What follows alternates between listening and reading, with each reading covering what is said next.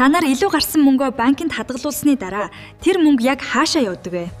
Банк тэр мөнгийг сейфэндээ хадгалаад байдаг болов уу?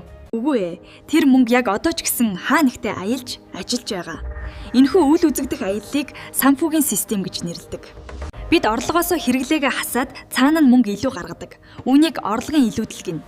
Бид мэдээж мөнгөө зүгээр дарах биш, өсгөхийг хүснэ. Харин нөгөө талд нь компаниуд буюу том үйлдвэр бизнесүүд байна. Тэдэнд шинэ утас бүтээх, тоглоом зохиох, эсвэл үйл ажиллагаагаа томруулахад байнга их хэмжээний мөнгө хэрэгтэй болдог. Тэдэнд мөнгө дутагддаг учраас орлогын дутагдaltaй тал гэнэ. Мөнгөтэй айл, мөнгө хэрэгтэй компани хоёр гудамжинд таарад шууд наймаа хийхгүй штэ. Тэднийг холбодог үл үзэгдэх хоёр том гүр бий.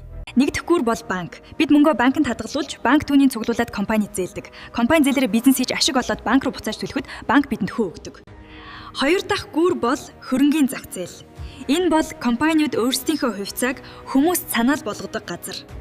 Хэрвээ чи тэр хувьцааг нь авбал банк гэдэг гүүрээр дамжихгүйгээр шууд тэр компани эзэдийн нэг болж ашгаас нь хүртнэ гэсэн үг. Тэгэхээр санхүүгийн систем гэдэг нь илүүдэл мөнгөтэй байгаа хүмүүсээс мөнгийг нь цуглуулад мөнгө дутагдaltaй байгаа компаниуд руу хамгийн ашигтайгаар зөөвөрлөдөг тээврийн хэрэгсэл юм.